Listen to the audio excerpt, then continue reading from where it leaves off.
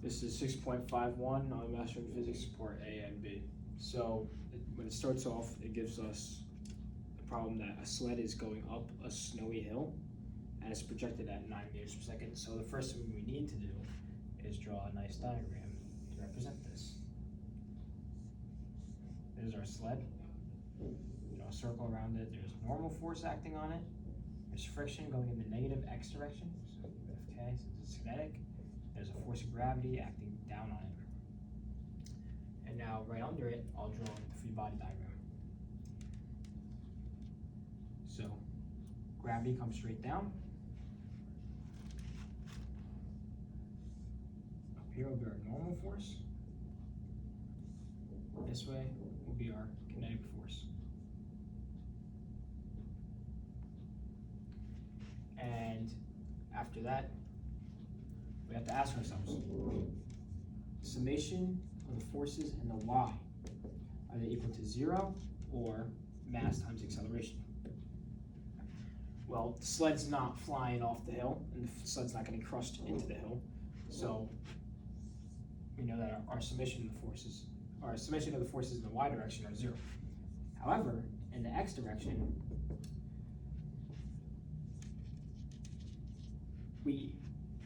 it's given that there is a friction and there's all these different things. So as we go up, there's a force of friction, or force of kinetic friction rather.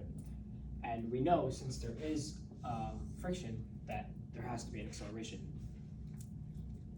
So let's write out our givens and finds. Given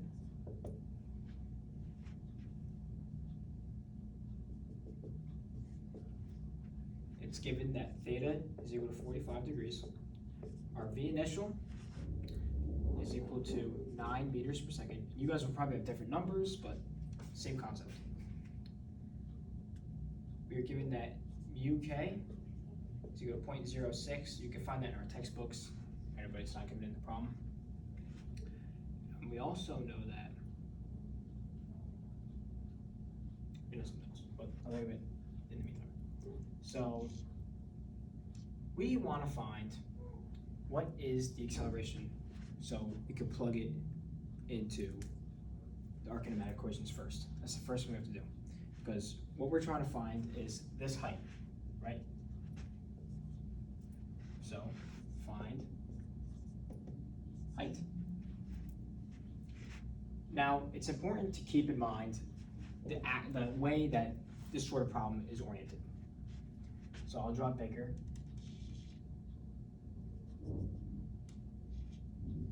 This is the x-axis, and this is the y-axis. We have to keep this in mind because it's really important when trying to establish the height.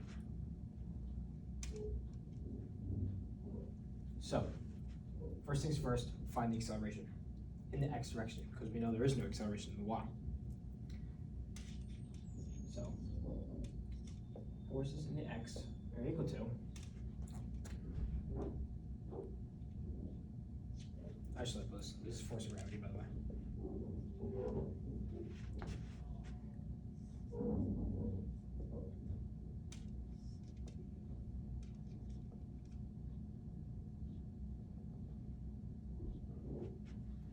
And this is theta here, by the way. So,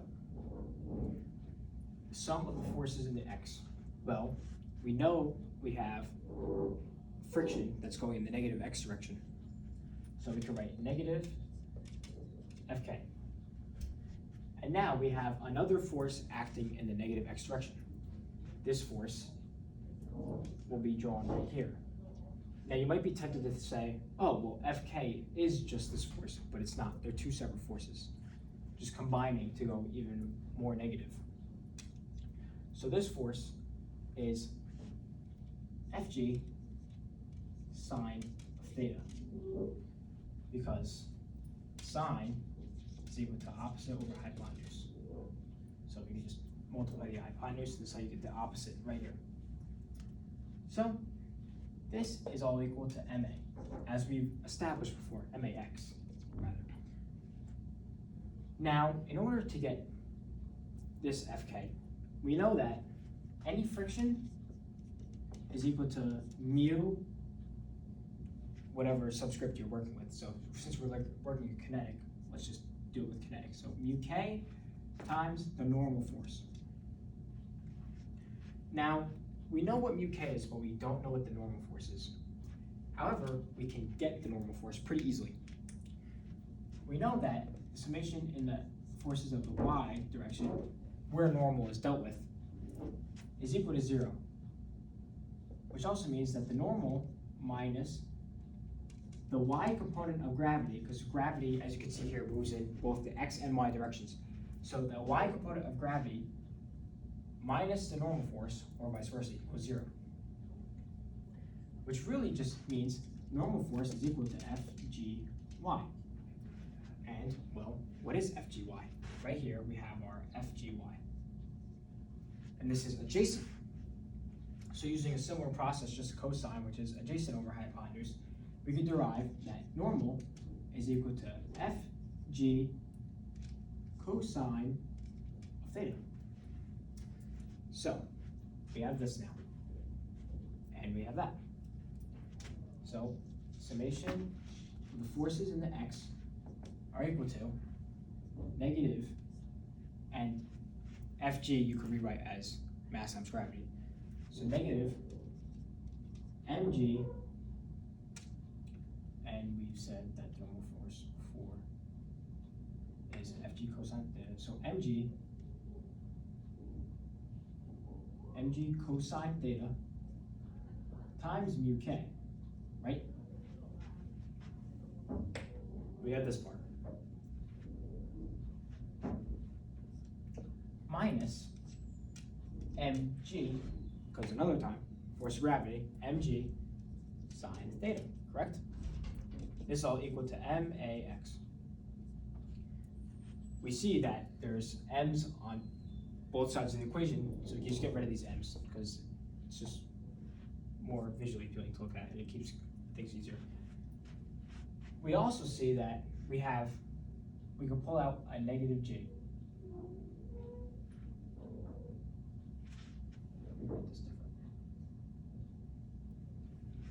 We can pull out a negative g.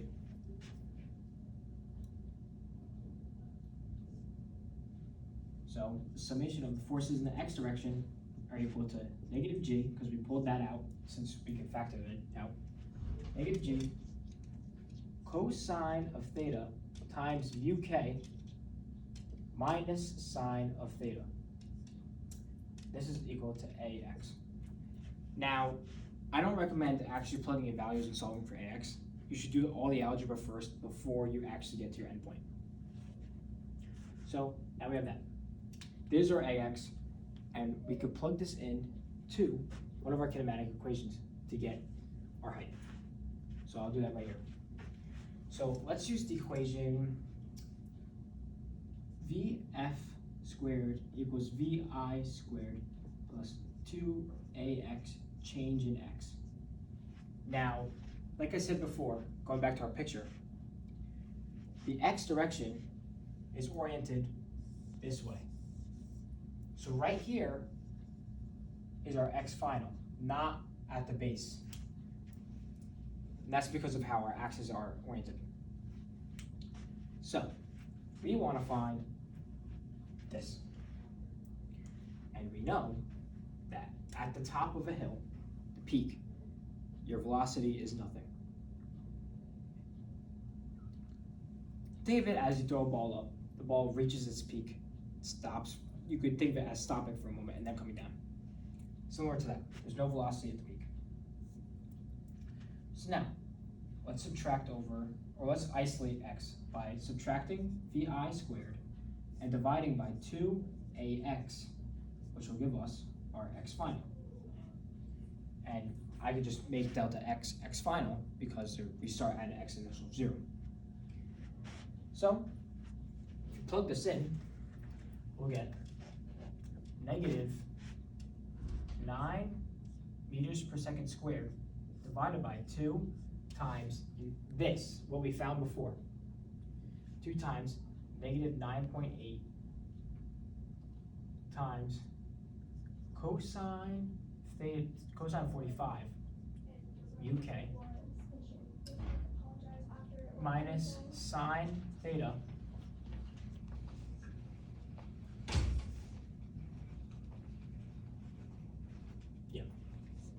this is all equal to x final.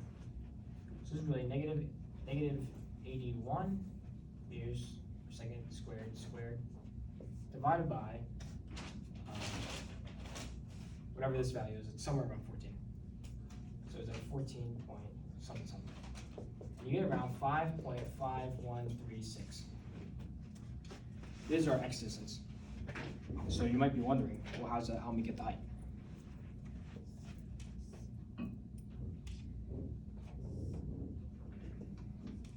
We've designated this as our x final.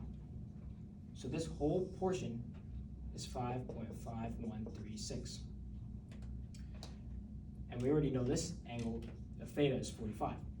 So our height is really just the hypotenuse times the sine of theta, which will get us height. That's what we did previously. So 5.5136 sine of 45 equals h. And h will be 3.9. That's for part A. This whole side's part A. Now as for part B, we are trying to find what the velocity is when it starts to come back down. So,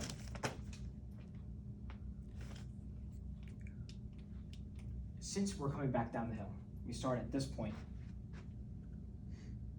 We're coming back down the hill. Think of my ball analogy before, where you stop for a moment. So we know that v final squared is equal to v initial squared plus 2a change in x. Our v initial squared is now 0, and we want to find final velocity. So vf is equal to the square root of 2a change in x. We know some of these variables, but there's a new diagram, because since now we're going back down the hill, friction opposes the force of the motion. So our new friction is going up in the positive direction. So we now have the summation of forces in x are equal to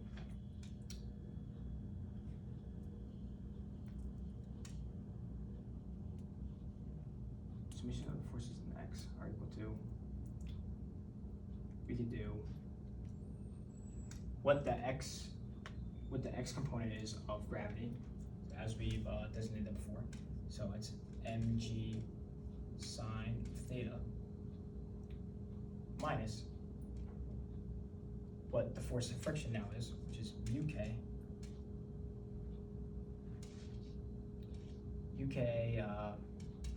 cosine of theta.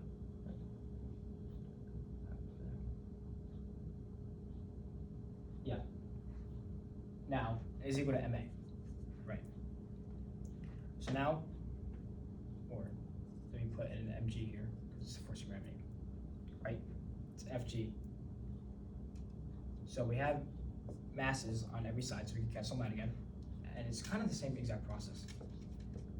Pull a g, so we have sine theta minus g mu k cosine theta is equal to the acceleration to x. And like before, we just kind of want to plug this into here. So our v final would be equal to square root of 2, what we got in here, 9.8 times sine theta minus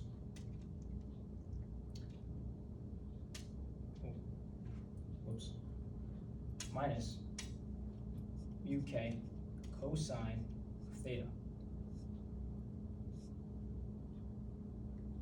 And the change of x, which we found in the first part, which is 5.5136 meters.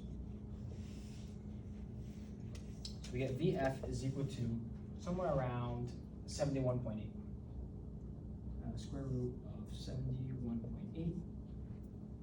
And from there, we can determine that VF is equal to about 8.475 meters per second when you come down the hill.